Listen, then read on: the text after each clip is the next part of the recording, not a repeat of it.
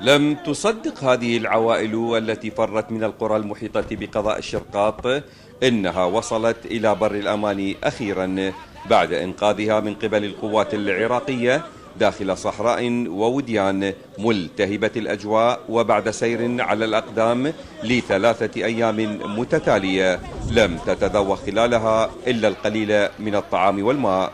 والله صار لنا 3 أيام بس صحراء، والله جتنا الجوع والعطش والضيم والوسخ، وقاتلينا بوادي يضربون بينا من الجبل بهاونات يضربون بينا على الوادي، وطلعونا على بيت وفتنا بيت وحضروا علينا مفخخات 2 لما الله جاب الجيش ضربهن وتفجرن قبل لا وصلنا، وانهزمنا بجزيرة بس صحراء. تعامل داعش ويانا مو زين، وجقاير ماكو ومسواق قليل وما يخلون نطلع، بنزين ماكو، السيارات وحركة قليلة.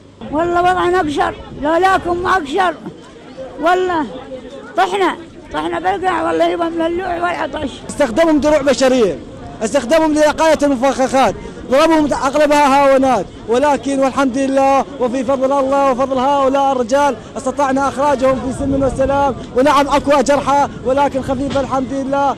500 عائلة فرت من قضاء الشرقاط التي تشهد القرى المحيطة به عمليات تطهيرها من داعش، ولم تجد العوائل مكانا تلجأ إليه إلا هذه القاعة بمنطقة سايل الحجاج التي تتبع قضاء بيجي.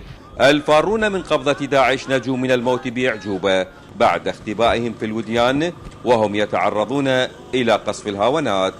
جينا من المجمع، اي والله ناب، والله خلانا حتى الشياب اللي ما يقدرون خليناهم. داعش ورا البيوت يفتر، واحنا خاتلين بيت مقفلين على انفسنا، بيت مال طين مقفلين على انفسنا الا شفنا الجيش جاء.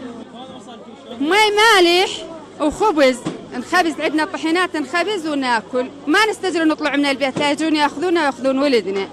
الهاربون من جحيم الموت لم يصلوا جميعا إلى بر الأمان، فناحية الزوية وبحسب مسؤوليها ستصبح مثل سنجار بمأساتها، فمصير أغلب العوائل ما زال مجهولا حتى الآن.